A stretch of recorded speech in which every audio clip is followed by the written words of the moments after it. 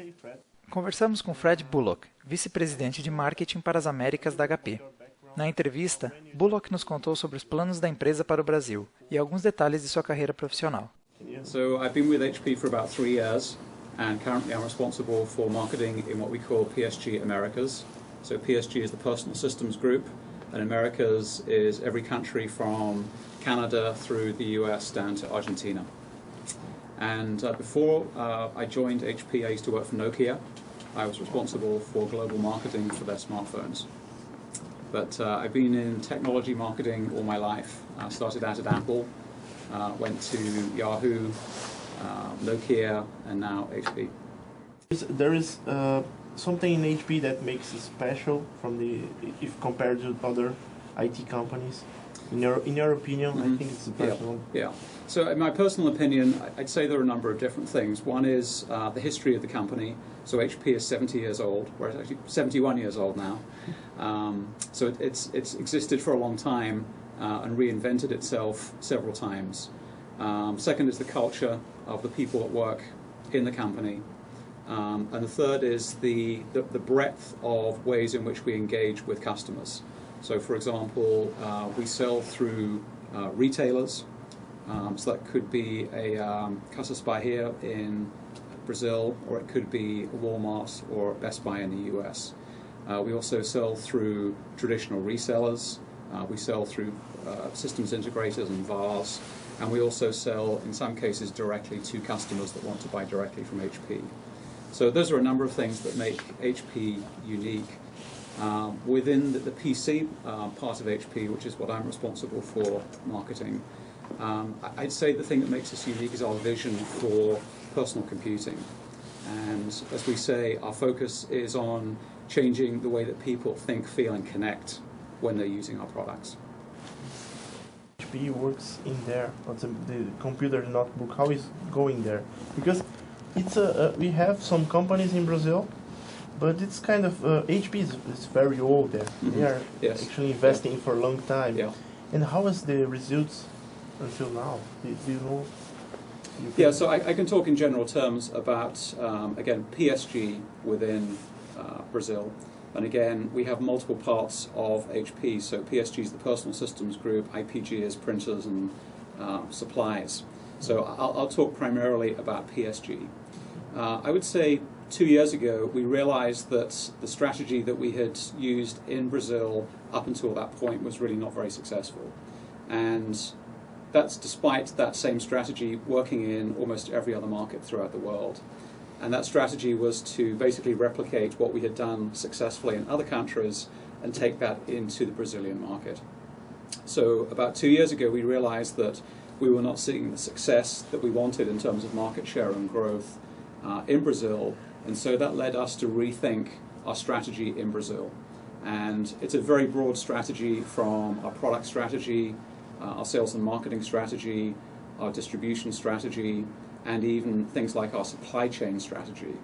And so based on that thinking, about 18 months ago, we started to develop a new set of strategies in Brazil, which meant doing things in Brazil that were optimized for the specific market conditions in Brazil. So, for example, Brazil has some unique restrictions in terms of the way that foreign companies do business in Brazil.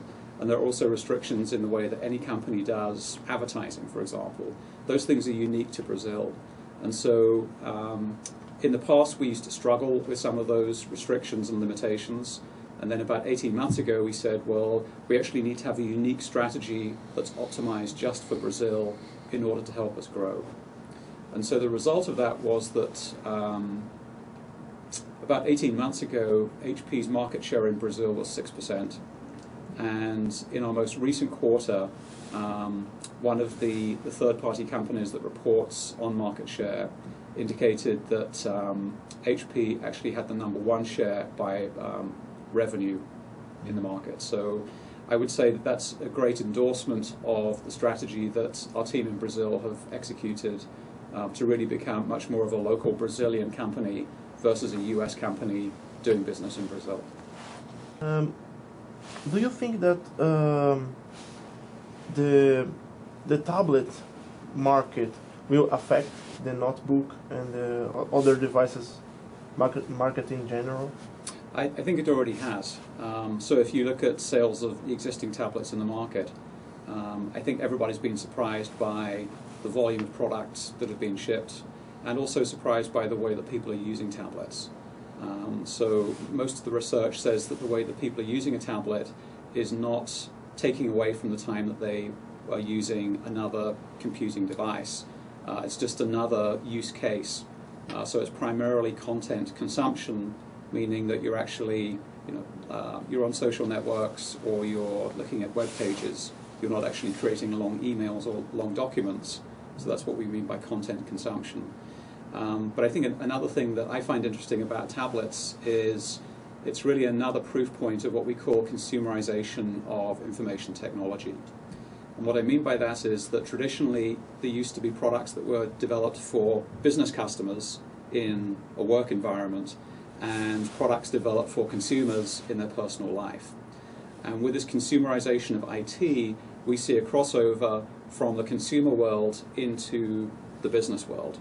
In fact, we were talking before this interview about gaming and technology, and I think that's another kind of interesting crossover that's similar to consumerization of IT, and it means that these traditional differences between different product categories are actually disappearing. It's like, yeah, we saw this in the CES with the cell phones. Mm-hmm.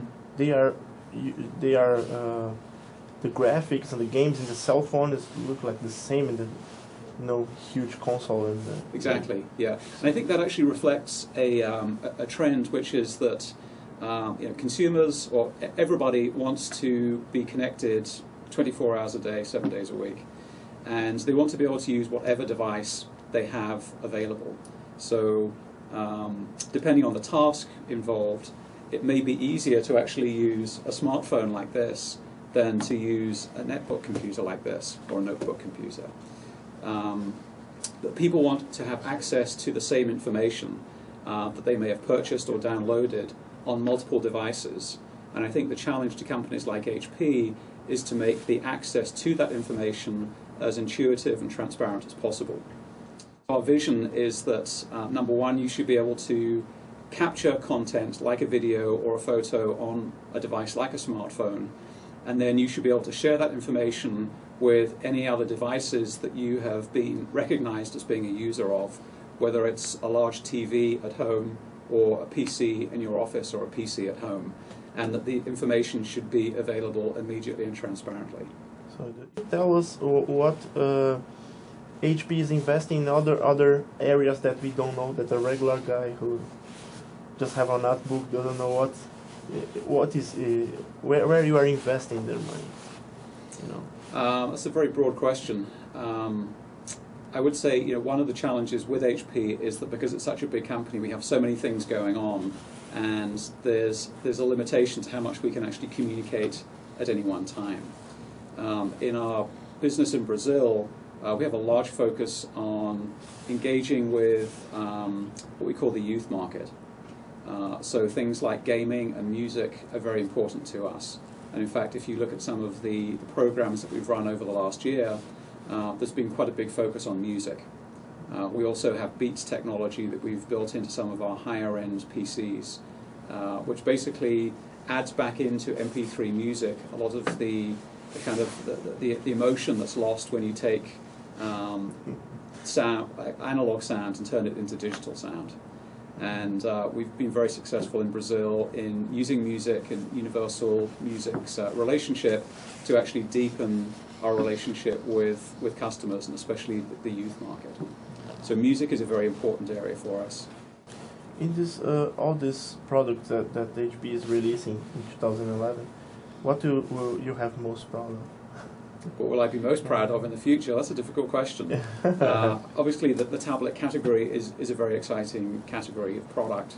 It's something that's new and it's very innovative, and I believe it will give customers new reasons to buy products, and will create new things that people can do with the technology that they can't do today. So, and we're very happy with our progress in the last six to 9 months. There are some challenges in terms of being a foreign company in Brazil. So, for example, there's the import duty on products that are not manufactured locally in Brazil. And one of the things that I think is a focus of HP is to be operationally as efficient as we can so that we can either pass along cost savings to our customers or generate more profitability, or both. And because we have such a huge range of products, if you count the number of just notebook computers that we manufacture, for example, just consumer notebook computers, it's over 30, 30. So we can't afford to manufacture every single one of those in every country we operate in, including Brazil. So part of the challenge that we have is that when we come out with new products, sometimes we can't actually afford to manufacture them locally in Brazil. And when that's the case, it means that if we sell that product in Brazil, it effectively costs double what it would cost elsewhere to the customer. So part of our challenge is identifying the products for the Brazilian market. And I think what you'll see in the future is we may even develop some products specifically for Brazil, because it's such a big country, it's growing so quickly, that it would make sense for us to actually develop some products or adapt products specifically for customers in Brazil.